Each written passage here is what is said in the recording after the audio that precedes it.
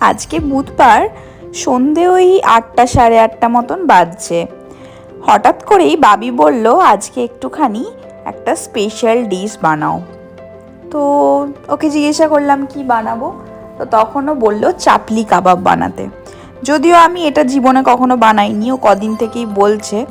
তো বাড়িতে ছিল না হচ্ছে ধনেপাতা শেষ হয়ে গেছে। ইন্ডিয়ান স্টোর ছাড়া এখানকার ধনেপাতা অত বেশি ভালো হয় না বলে আমরা কিনি না, ওখান থেকেই কিনি। তো ছাদে কিছু ধনেপাতা গাছ লাগানো আছে, তো ওখান থেকেই ভাবলাম ধনেপাতা তুলে। আপনারা তো দেখতেই পেলেন, ছাদ থেকে টুক করে তুলে নিয়ে এলাম। এই যে দেখছেন চিকেনটা, এরকমভাবে প্যাকেটে বোনলেস চিকেন এখানে কিনতে পাওয়া যায়। তো ওই বোনলেস চিকেনের প্যাকেটটা বাড়িতেই ছিল, তো ওখান থেকে কিছু পরিমাণ চিকেন নিয়ে এরকমভাবে কেটে ওটাকে মিক্সিতে ভালো করে পেস্ট করে নিয়েছি। অ্যাকচুয়ালি এটা ছোট ছোট করে কেটে কিমা বানানো উচিত ছিল, কিন্তু আমরা তাড়াতাড়ি করে করবো বলে এটাকে মিক্সিতে পেস্ট করে নিয়েছি। যদি আপনারা কেউ আমার রেসিপি দেখে বানাতে চান তাহলে ওটা পিস করেও করতে পারেন, তবে এইটাও ভালোই হয়েছিল, খারাপ হয়নি। তারপরে পেস্ট করার পরে এই যে একদম ছোট ছোট করে পেঁয়াজ, টমেটো, আদা, রসুন সব কিছুকে কুচি কুচি করে নিতে হবে, আর সাথে দুটো মতন ডিমও সেদ্ধ করে নিতে হবে। তো ডিমও সেদ্ধ করতে বসিয়ে দিয়েছি, আর এখানে এই যে বাবি ভালো করে সবজিগুলো কেটে দিচ্ছে। ও খুব সুন্দর সবজি কাটতে পারে।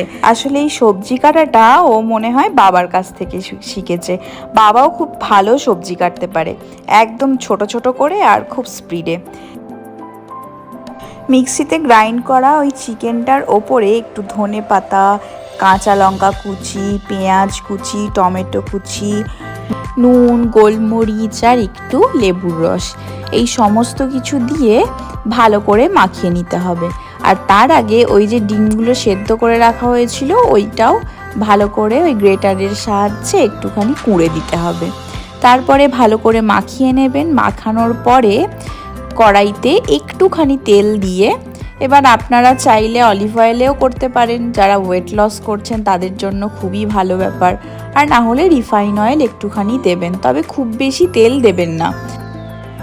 এই পুরো রান্নাটাই খুবই কম তেলে করতে হবে। তো যাই হোক, আমি একটা ফ্রাইং প্যান নিয়ে নিয়েছি, ওটা ভালো মতো করে গরম করে হালকা একটুখানি অলিভ অয়েল দিয়ে দিয়েছিলাম। এটা একটু মাথায় রাখতে হবে, ওই যে একটা মিক্সড বানিয়েছিলাম সবজি তারপর চিকেন দিয়ে, এই জিনিসটা বেশিক্ষণ রাখলে কিন্তু চলবে না বানিয়ে। তো হাতে একটুখানি তেল নিয়ে নিতে হবে।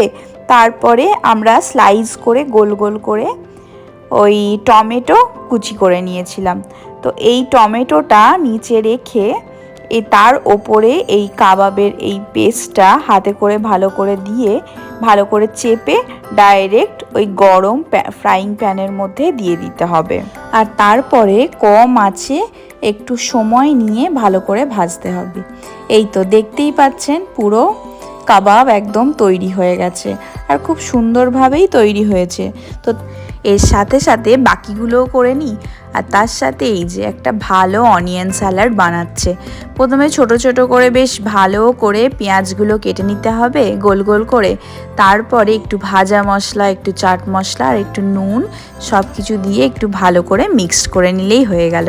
এই দেখুন একজনকে এত খুশি আর এত এক্সাইটেড কি বলবো। এই যে একটা কাবাবকে ভালো করে কেটে নিয়ে সুন্দর করে সাজিয়ে দিয়েছি। এই যে ফাইনাল লুক কাবাবের। দেখতে যেমন সুন্দর হয়েছে, খেতেও খুব ভালো হয়েছিল। আপনারা চাইলে একবার বানিয়ে দেখতে পারেন। আর রেসিপিটা কেমন লাগলো অবশ্যই কমেন্টে জানাবেন। এখনকার মতো বাই।